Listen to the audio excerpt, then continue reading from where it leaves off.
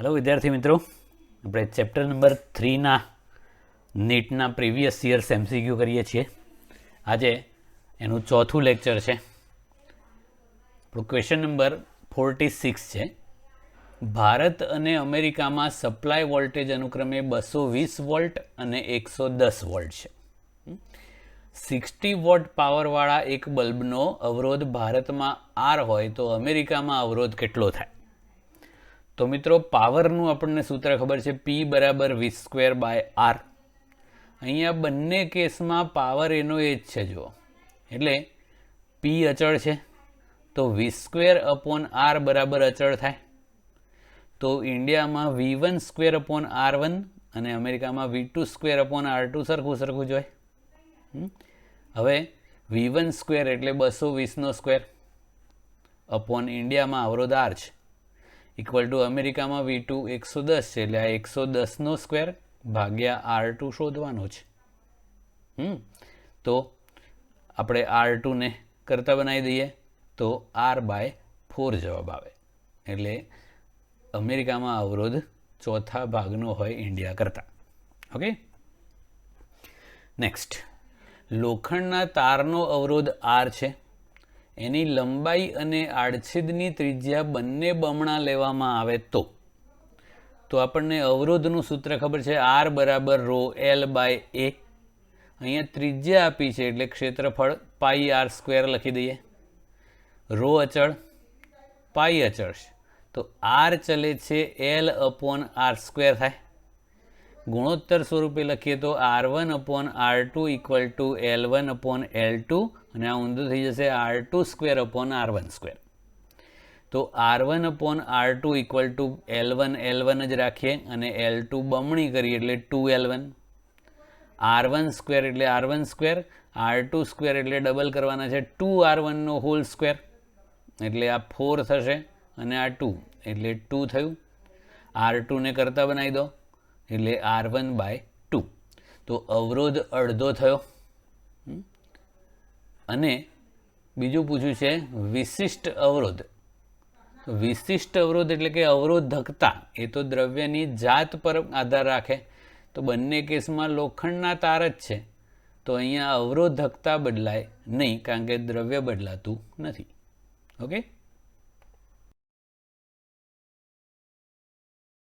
Okay, next છે question number 48. R ઓમ અવરોધ ધરાવતા N અવરોધકોને સમાંતર જોડતા સમતુલ્ય અવરોધ કેપિટલ R મળે છે. તો તેમને શ્રેણીમાં જોડવામાં આવે તો સમતુલ્ય અવરોધ ખાલી જગ્યા મળે. તો મિત્રો, આપણને ખબર છે કે સમાંતર જોડાણમાં સમતુલ્ય અવરોધ N-માં ભાગનો એટલે R/N થાય. અને એ સમાંતર જોડાણનો સમતુલ્ય અવરોધ કેપિટલ R આપ્યો છે. તો આપણને એ સ્મોલ r એટલે પ્રત્યેક અવરોધકનો અવરોધ મળી જાય NR. હવે શ્રેણી જોડાણમાં અવરોધ N ગણો થાય એટલે small n into small r થાય. હવે સ્મોલ r ની કિંમત આપણે અહીંયાથી શોધી, NR એ મૂકી દઈએ તો આ N² ઇન્ટુ R. તો શ્રેણી જોડાણનો અવરોધ કેટલો થાય? તો સમાંતર જોડાણવાળા અવરોધનો N² ગણો થાય. ઓકે, ક્વેશ્ચન નંબર 49 છે. આકૃતિમાં દર્શાવ્યા મુજબ R અવરોધ ધરાવતા 5 અવરોધો જોડેલા છે. આ બધા R છે. A અને B વચ્ચે V વોલ્ટની બેટરી જોડેલી છે. એટલે આ A બિંદુ અને આ B બિંદુ, એ બે વચ્ચે બેટરી જોડવાની છે. તો અહીંયા રકમમાં ભૂલ છે. આ AFCEB નહીં, પણ આ છે FCE. આ ભુજામાંથી વહેતો પ્રવાહ શોધવાનો છે. એટલે આ નહીં, પણ આટલા ભુજામાં વહેતો પ્રવાહ શોધવાનો છે. તો આપણે આ પરિપથમાં થોડોક ફેરફાર કરીએ. આટલું જે સેક્શન છે, આથી આટલું અને એને ઉલટાઈને સામે લઈ જઈએ. તો આ A બિંદુ અહીંયા જતું રહ્યું એટલે આ F બિંદુ ઉલટાઈને અહીંયા લઈ ગયા એટલે આ જે બે અવરોધો CF અને DF હતા એ અહીંયા જતા રહ્યા, CF અને DF. ઓકે, પછી આ છે એ એઝ ઇટ ઇઝ રહ્યું અને આ બી બિંદુને બહાર ખેંચી લીધું. હવે પ્રશ્ન એ થાય કે આ ક્યાં ગયું? તો મિત્રો એ સીડી વચ્ચે એક અવરોધ આમ છે ને, તો આ અવરોધ હોય એટલે તો વિસ્ટન બ્રિજ થઈ ગયો ને, અને વિસ્ટન બ્રિજ થાય તો આ ભાગ્યા આ એક, આ ભાગ્યા આ પણ એક, તો વિસ્ટન બ્રિજ સંતુલિત થઈ ગયો.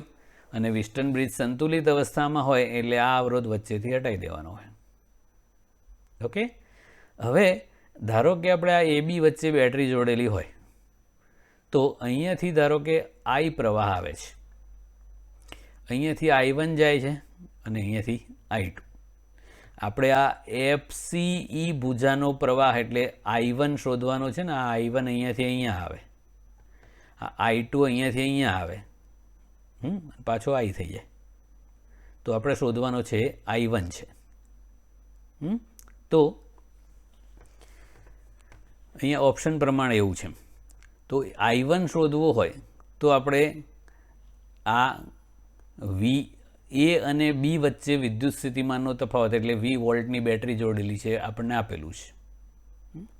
તો એ અને બી વચ્ચે કહો કે F અને E વચ્ચે કહો, એ સેમ જ થાય ને, કારણ કે એ તો સેમ જ બિંદુ છે. તો આ બે વચ્ચેનો વિદ્યુત સ્થિતિમાનનો તફાવત કરવો છે. તો ઓહમના નિયમ પ્રમાણે પ્રવાહ I1 છે અને આટલી ભુજાનો સમતુલ્ય અવરોધ આ બે શ્રેણીમાં એટલે 2R છે. તો I1 ઇન્ટુ સમતુલ્ય અવરોધ R પ્લસ R એટલે 2R થયો. માટે I1 બરાબર કીધું છે તો V/2R થાય. ઓકે, એવું આનું કરો તો પણ V/2R થશે. અને જો આખાનું કરવું હોય, આ I શોધવો હોય, તો આખા પરિપથનો સમતુલ્ય અવરોધ કરવો પડે. તો આ 2R અને આ 2R સમાંતરમાં છે એટલે 2R into 2R/2R plus 2R એટલે R થઈ જાય. અને પ્રવાહ I છે એટલે ઓહમના નિયમ પ્રમાણે V બરાબર IR થઈ જાય એટલે I = V/R થાય. પણ ઓપ્શન પ્રમાણે એ જે સોલ્યુશન હતું નીટનું એમાં જવાબ હતો V/2R. અને જો આપણે આખા પરિપથનો કુલ પ્રવાહ I શોધવાનો હોય તો એ V/R થાય. પણ આપણને જે ઓપ્શન પ્રમાણે કીધું છે એ જવાબ આ છે. ઓકે, એટલે આ કરેક્શન છે, એટલું ધ્યાન રાખવાનું.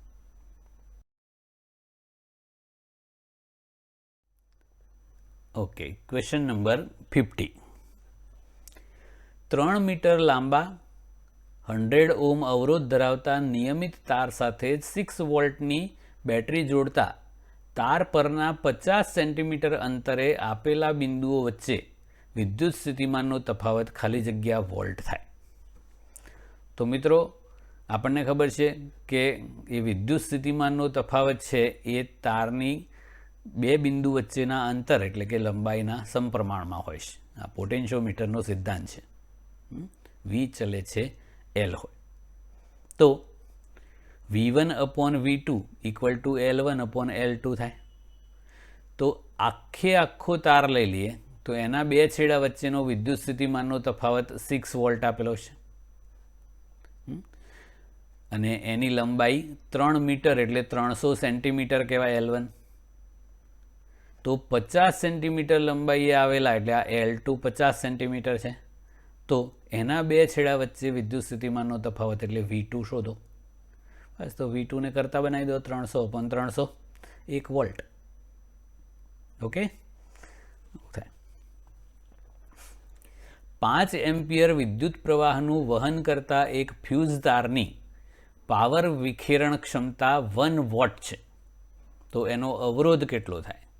તો મિત્રો પાવર, પ્રવાહ અને અવરોધનો સંબંધ આપણને ખબર છે, P = I²R. અને એ ફ્યુઝ વાયર છે એ પીગળી જતો હોય એટલે એ મેક્સિમમ પાવર ખર્ચાતો હોય, એ એની પાવર ક્ષમતા કહેવાય. તો એ મેક્સિમમ પાવર ક્ષમતા આટલી આપેલી છે અને આ પસાર થતો મહત્તમ પ્રવાહ છે. આનાથી વધારે પ્રવાહ પસાર થાય એટલે એ ફ્યુઝ વાયર પીગળી જાય, એને આપણે ફ્યુઝ ઉડી ગયો એવું કહીએ છીએ ને. તો પી મેક્સિમમ બરાબર I square R maximum. I square maximum આપેલો છે 5 એમ્પિયર, એનો સ્ક્વેર અવરોધ શોધવાનો છે અને પાવર આપેલો છે 1 વોટ. 1/25 એટલે 0.04 ઓમ. ઓકે,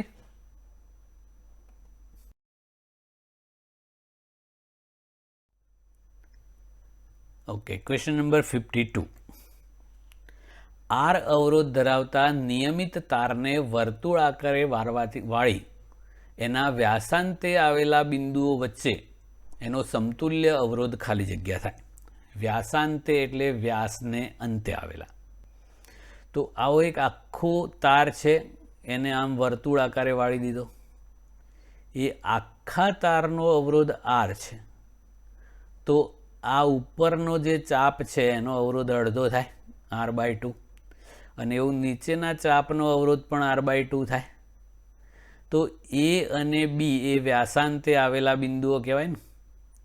તો ઉપર r/2 નીચે r/2, તો એ બી વચ્ચે એ બંને ચાપ સમાંતર જોડેલા કહેવાય. તો એ બી વચ્ચેનો સમતુલ્ય અવરોધ કરવો હોય તો r1r2/r1 + r2 પ્રમાણે r/2 × r/2/r/2 + r/2 એટલે r/4. એટલે આ થઈ ગયો સમતુલ્ય અવરોધ.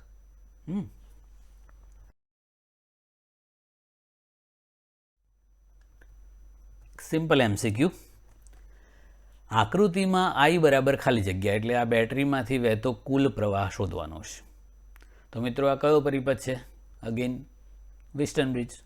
તો વિસ્ટન બ્રિજમાં સૌથી પહેલાં શું ચકાસવાનું કે સંતુલિત અવસ્થામાં છે કે નહીં.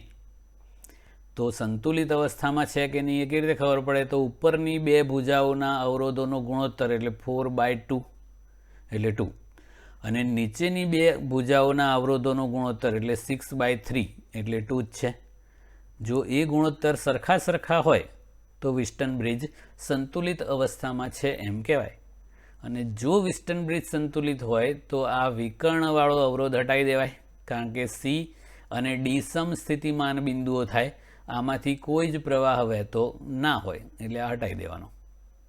એવું કરીએ તો ઉપર અવરોધ કેટલો થાય? તો આ 4 + 2 બંને શ્રેણીમાં થઈ ગયા ને, એટલે 6 ઓમ. એ જ રીતે નીચે 6 + 3 એટલે 9 ઓમ. તો A અને B વચ્ચેનો પહેલાં સમતુલ્ય અવરોધ શોધી કાઢીએ. તો આ 6 અને આ 9 છે, બંને સમાંતર છે, એટલે 6 × 9/6 + 9 એટલે 18/5 ઓમ અવરોધ થયો. આપણે ઓમના નિયમ પ્રમાણે હવે પ્રવાહ શોધવો હોય તો V બરાબર IR.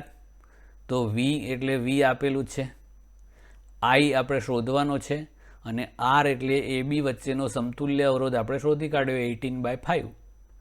I ને કરતા બનાવો તો 5V/18 આટલો પ્રવાહ હોય. ઓકે, અહીંયા જો કોઈ Vની કંઈ કિંમત આપેલી હોત તો કમ્પ્લીટ કોઈ આંકડામાં જવાબ આવત. અહીંયા V સ્વરૂપે જ છે, એટલે આ બધા જવાબો V સ્વરૂપે આપ્યા છે. સિમ્પલ છે.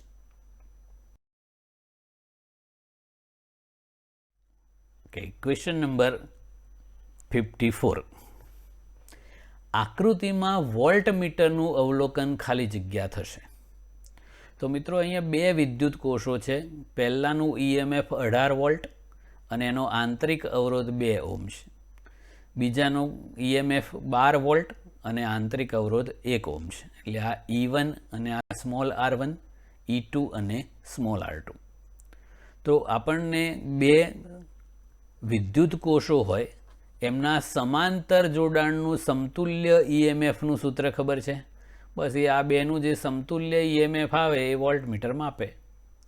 તો સમતુલ્ય EMFનું સૂત્ર આપણને ખબર છે, E1/r1 + E2/r2 ભાગ્યા 1/r1 + 1/r2. કિંમતો જ મૂકવાની છે. 18/2 + 12/1 1/2/1/1. ઓકે, તો આનું સાદુરૂપ આપી દીધું તો 14 વોલ્ટ જવાબ આવ્યો. તો આ બંને કોષોનું સમતુલ્ય EMF 14 વોલ્ટ છે. એ આ બે છેડા વચ્ચે લાગુ પડે એટલે વોલ્ટમીટર 14 વોલ્ટનું અવલોકન બતાવે. ઓકે, સિમ્પલ સૂત્રમાં કિંમત મૂકવાની છે. આમાં ધ્યાન આપજો બરાબર. આકૃતિમાં 8 ઓમ અવરોધમાં વિખેરાતો પાવર 2 વોટ છે, એટલે આમાં. તો 3 ઓમ અવરોધમાં વિખેરાતો પાવર, એટલે આમાં વિખેરાતો પાવર શોધવાનો છે. તો મિત્રો ધારો કે અહીંયાથી I પ્રવાહ આવે છે, 2 ફાંટા પડે, આમાંથી I1 જાય અને અહીંયાથી ધારો કે I2 જાય છે, પછી I થઈ જાય. તો અવરોધ આપેલો છે, એમાં ખર્ચાતો પાવર 2 વોટ આપેલો છે, તો એના પરથી આપણને પ્રવાહ I2 મળી જાય ને, I²R પાવરનું સૂત્ર. તો I2² × 8 ઇક્વલ ટુ પાવર આપેલો છે 2 વોટ. તો I2² બરાબર 1/4, માટે I2 બરાબર 1/2, એટલે કે 0.5 એમ્પિયર. ઓકે, તો અહીંયાથી 0.5 એમ્પિયર જાય છે, નક્કી થઈ ગયું. અહીંયા કેટલો જતો હોય એ શોધવું પડશે. આનો પાવર શોધવો હોય તો I1 શોધવો પડે ને. તો આ અને આ આખો અવરોધ એટલે 3 + 1 એટલે 4 ઓમ થાય ને. તો એ બંને કેવા જોડાણમાં છે? એકબીજા સાથે સમાંતરમાં. અને સમાંતરમાં વોલ્ટેજ સરખું હોય, વોલ્ટેજ એટલે IR. તો આના માટે લખો તો I2 × 8 અને આના માટે લખો તો I1 × 4. એ બે સરખું હોય. 4I1 = 8I2 હોય. હવે I2 આપણે શોધી કાઢ્યો 0.5 એમ્પિયર. તો આ 8 × 0.5 એમ્પિયર એટલે 4 એમ્પિયર, અને આ 4 ઉડી જાય એટલે I1 બરાબર 1 એમ્પિયર થઈ ગયો. હવે આનો પાવર શોધવાનો છે આપણે. તો પાવરનું સૂત્ર વાપરો તો શું થશે? I1² × 3. તો I1² એટલે તો 1² 1 × 3 એટલે 3 વોટ. એટલે આમાં 3 વોટ પાવર ખર્ચાય. ઓકે, આ રીતે થઈ જાય.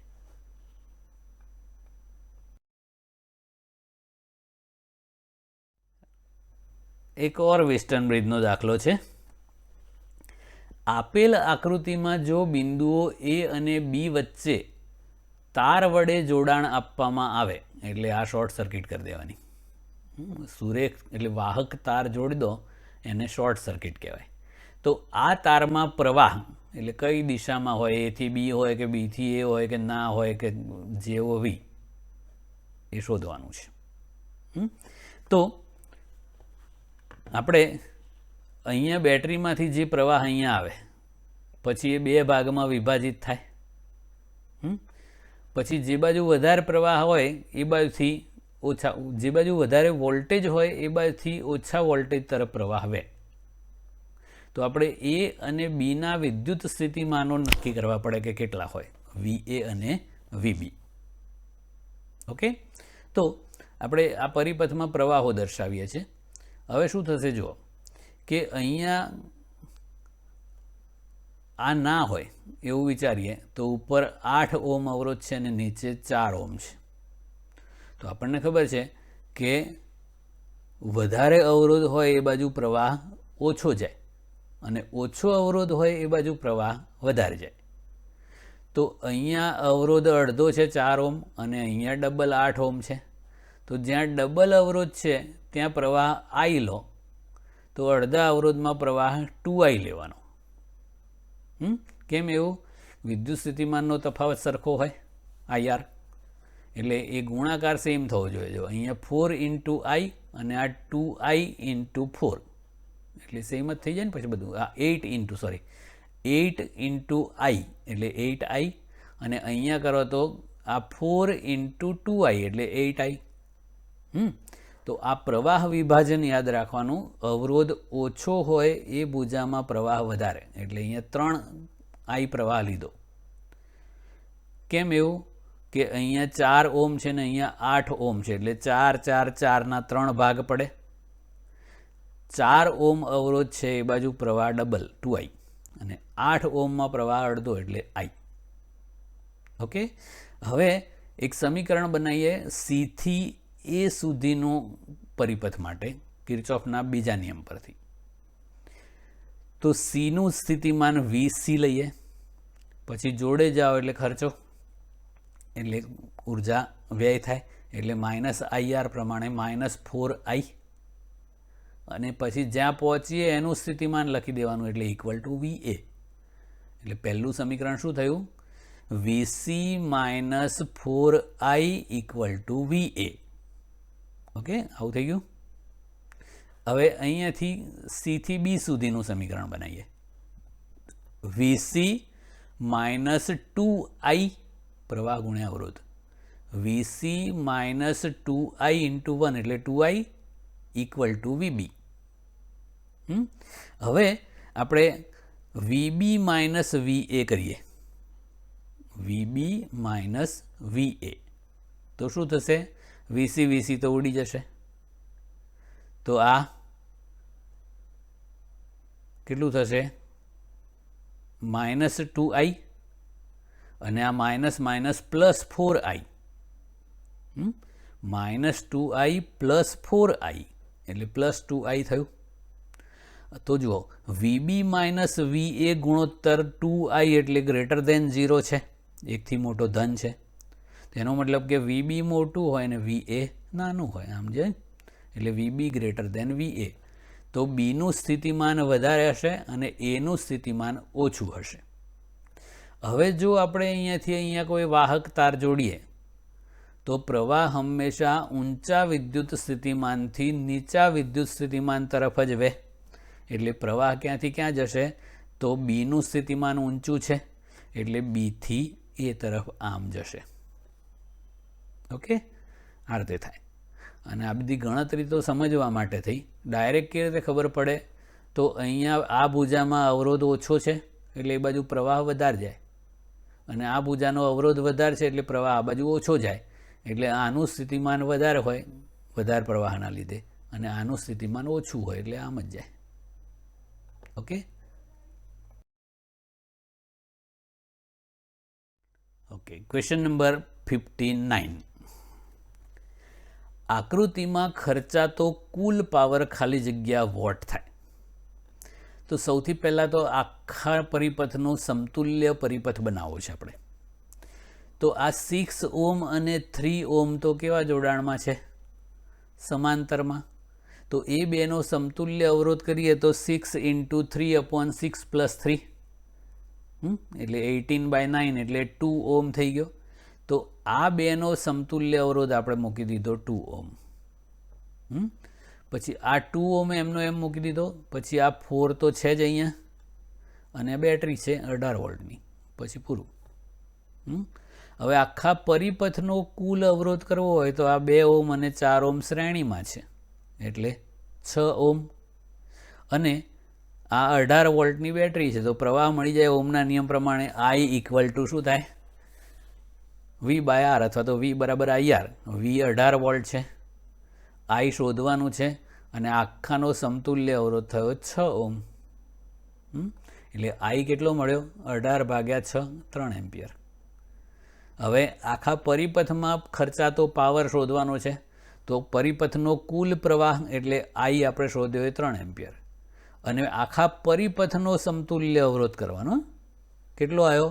તો આ બેનો સમતુલ્ય 2 ઓહ્મ અને આ 4 ઓહ્મ એ બે શ્રેણીમાં, એટલે આખા પરિપથનો સમતુલ્ય અવરોધ 6 ઓહ્મ છે. તો P = I² એટલે 3² આનો સ્ક્વેર ઇન્ટુ R એટલે આખા પરિપથનો સમતુલ્ય અવરોધ 6 ઓહ્મ. 6 × 9 = 54 વોટ જવાબ. ઓકે,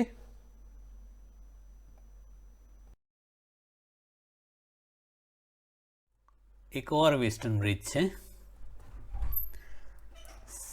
એક વિસ્ટન બ્રિજમાં P = Q = R = 2 ઓહ્મ છે.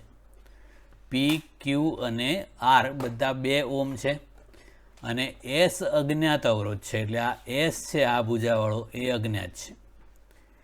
S ને સમાંતર 6 ઓહ્મ અવરોધ જોડતા, એટલે આ S ને સમાંતરમાં 6 ઓહ્મ અવરોધ જોડીએ તો વિસ્ટન બ્રિજ સંતુલિત થાય છે. તો S શોધો. તો મિત્રો સૌથી પહેલાં તો આનો સમતુલ્ય અવરોધ S અને 6 ઓહ્મ સમાંતરમાં છે ને, એનો સમતુલ્ય અવરોધ S' કહી દઈએ. તો એ S' કેટલું થાય? તો S × 6/S + 6 થાય ને. ઓકે, એટલે આ એસ ડેશ મળી ગયું. હવે વિસ્ટર્ન બ્રિજ સંતુલિત બને એ માટેની શરત શું? તો P upon Q equal to R upon આખાનો સમતુલ્ય અવરોધ એટલે S dash. P upon Q equal to R upon S dash. આવું થાય. તો પી 2 ઓમ છે, ક્યુ પણ 2 ઓમ છે, આર પણ 2 ઓમ છે અને એસ ડેશ એટલે આ બેનો સમતુલ્ય અવરોધ આપણે કર્યો S into 6 upon S plus 6. તો આ તો 1 થઈ ગયું, આને સામે લઈ ગયા તો S into 6 upon S plus 6 equal to 2. આ બાજુ લઈ જાઓ તો આ 6s equal to 2s plus 12 થાય.